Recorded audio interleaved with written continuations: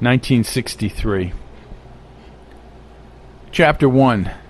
Dealey Plaza, Dallas, Texas, Sunday, January 13th, 2013, 11:22 a.m. Rewriting history carries an expensive price tag.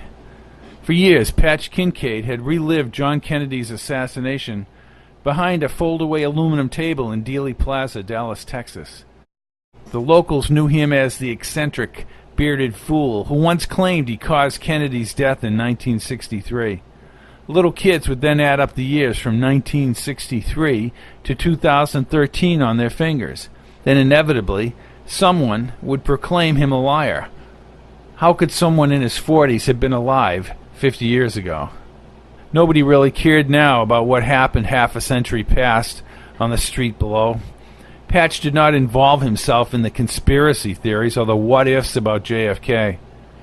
Across his tabletop were the books and DVDs celebrating the career of John F. Kennedy. At times he would play some of Kennedy's speeches through his docked MP3 player into the humongous gray boombox below the table.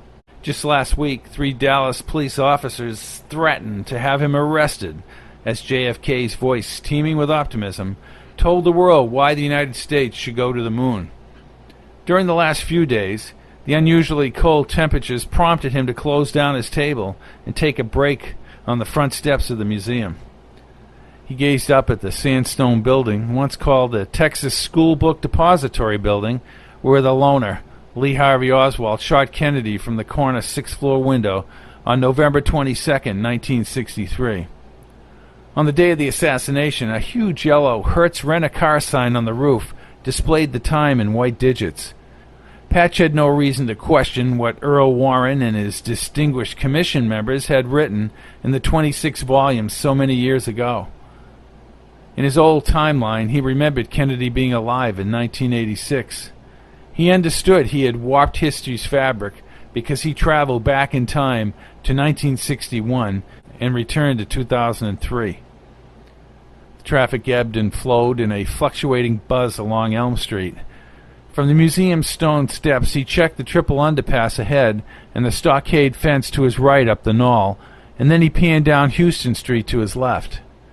Over the past few weeks, he had seen men watching him from numerous locations. 2 intelligence operatives had warned him 3 months ago to mind his own business and leave Dallas permanently. Even his friend Herman grew nervous. Herman's scraggly steel hair and deep-set, spooky brown eyes gave him the look of a madman. In his denim jacket, he led a group of young students into the cold air toward the museum. Patch smiled as Herman recited in a gritty voice from memory the words on the plaque outside the building.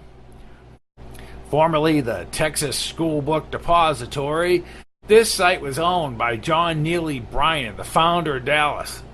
During the 1880s, French native Maximilien Gillot operated a wagon shop here.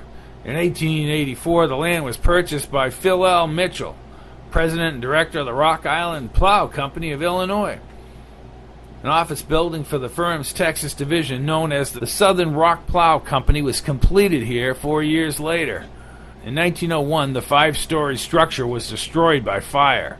That same year, under the supervision of the company vice president and general manager, F.B. Jones, the work was completed on this structure, built to resemble an earlier edifice. It features the characteristics of the commercial Romanesque revival style. In 1937, the Caraway Bird Corporation purchased the property. Later, under the direction of D.H. Bird, the building was leased to a variety of businesses, including the Texas School Book Depository. On November 22, 1963, the building gained national notoriety when Lee Harvey Oswald allegedly shot and killed the president, John F. Kennedy, from a 6th-floor window as the presidential motorcade passed this site. Herman brought the group around the corner on Houston Street near the traffic light. The next caravan of cars and a couple of small trucks moved away from the light. In 1966, world-renowned physicist Richard Wyman was asked by a researcher to study all aspects of the shooting in the plaza before you. Dr. Wyman did determine that the final headshot was a slight movement forward and then a violent backward thrust. This was an all-in-one dynamic. Patch scrolled down his MP3 player's glowing screen to Kennedy's Berlin speech in June 1963, the president's most inspiring speech. Patch squinted, and his eyes watered as he faced the oncoming breeze. Not many people were in the plaza today. Random snow pellets accompanied the northern air, and the low-hanging clouds transformed the plaza into a chilled mausoleum. He pushed his thumb on the highlight screen, and JFK's voice broke through time from 1963. He mouthed the words, "I am proud to come to this city as the guest of your distinguished mayor, who has symbolized throughout the world the fighting spirit of West Berlin." A pudgy young man and his bleached blonde wife looked up the knoll at Patch. The man zipped up his Chicago Bears jacket. Patch stroked his beard. At least he had gotten their attention. Mr. Chicago pointed at the concrete pedestal where Abraham Zapruder had filmed the assassination with an 8mm Bell & Howell Model 414 PD Director Series camera operated by a spring mechanism. Then they climbed toward Patch. "Hey, how come Kennedy flew backward if he was shot from behind?" asked Mr. Chicago in a gruff voice. His dark beard bristles blanketed his rounded chin, and the remnants of whatever he drank for lunch lingered in the air. The woman kept her hands inside her nylon windbreaker.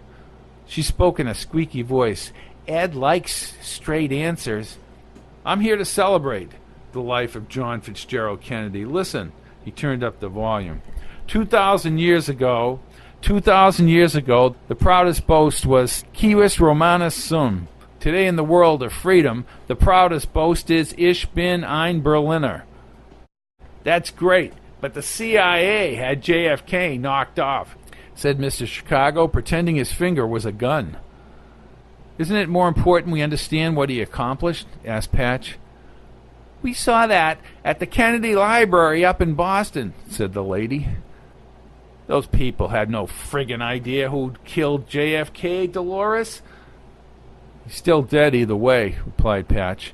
A cocky Mr. Chicago turned toward Elm Street. "So, this is where they nailed him." He thrust his index finger up toward the knoll and the wooden stockade fence next to the curved white pergola. "The shots came from the grassy knoll, Dolores. To me, that makes more sense. Most of the people in the plaza ran up the grassy knoll." Patch showed him Kennedy in Ireland on the cover of a CD. "I can get you all of Kennedy's speeches for $9.99. Mr. Chicago just kept walking as Dolores shrugged her shoulders. Then he performed an odd alignment with his thumbs and forefingers from behind the fence. Patch had seen the machinations before.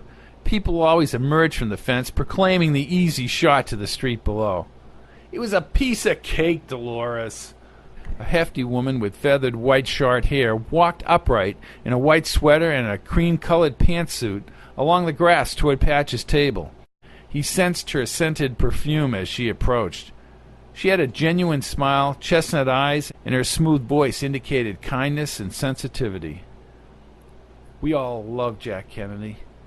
Goosebumps covered Patch's arms under his jacket sleeves. "Most people coming through here now were not alive back then." "Like you?" she asked, followed by a quick laugh. "Right. Where are you from?" "Oh, originally from the Northwest, but now I live in West Palm Beach. I swore I'd never come down to here where it happened."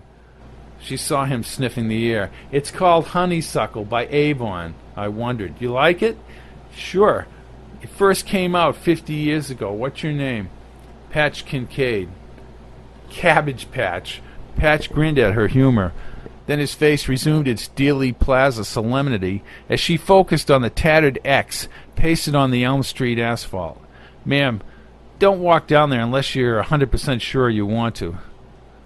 Her brown eyes suddenly glazed. "We watched for 4 days on the TV. This country was on the rise and Jack Kennedy was a leader." "We don't have leaders anymore, Patch." She wore no ring and extended her hand.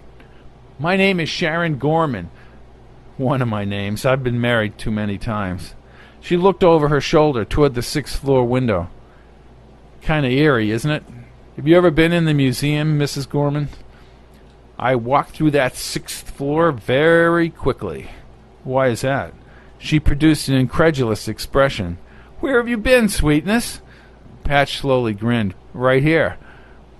Let me tell you something, and listen good. Oswald was innocent. I never really looked into it. I'm down here to promote Kennedy's life. That's a good thing. There were other plots against Kennedy. There's a saying, once is happenstance, twice is coincidence, the third time it's enemy action. Who said that? Asked Patch. Someday you'll read it and think of me. She held his wrist and stared into his eyes with an intensity that made him uneasy. I'm finding it difficult to go down there. Do you want me to walk down there with you? Tears slowly descended over her well-embedded smile lines as she nodded. She removed a tissue and patted her eyes. You don't know what this did to my generation. You never get over it. Patch pinched the brim of his Aussie hat and zipped up his faded army jacket. It was too damn cold to be selling anything out here today. He squinted into the January glare, across the triple underpass toward the Stemmons Freeway. With a single jab, he pushed the on button for the Kennedy-Berlin speech. Her head darted to the left, and she smiled. She clutched onto Patch's extended arm, and they took short steps down the cold Elm Street sidewalk.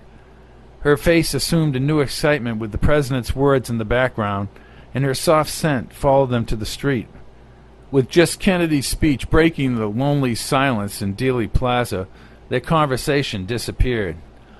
All men, all free men, wherever they may live, are citizens of Berlin, and therefore, as a free man, I take pride in the words, Ich bin ein Berliner.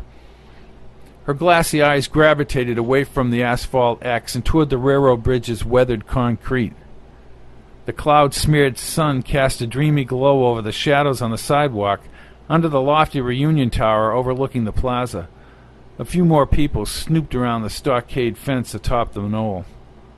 I'll tell you what they said about those people who visited Nazi concentration camps at the end of World War II, said Patch softly.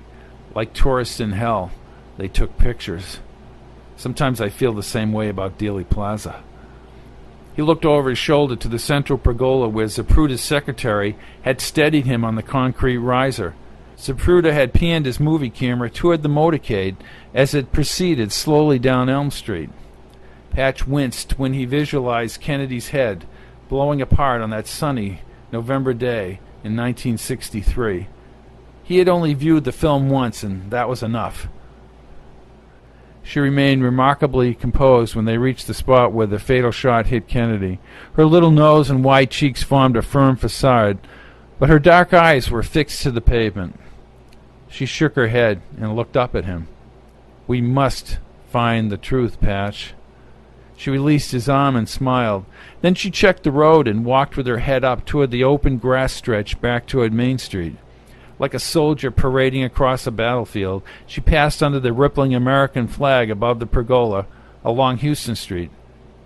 Then she entered the crosswalk and was gone.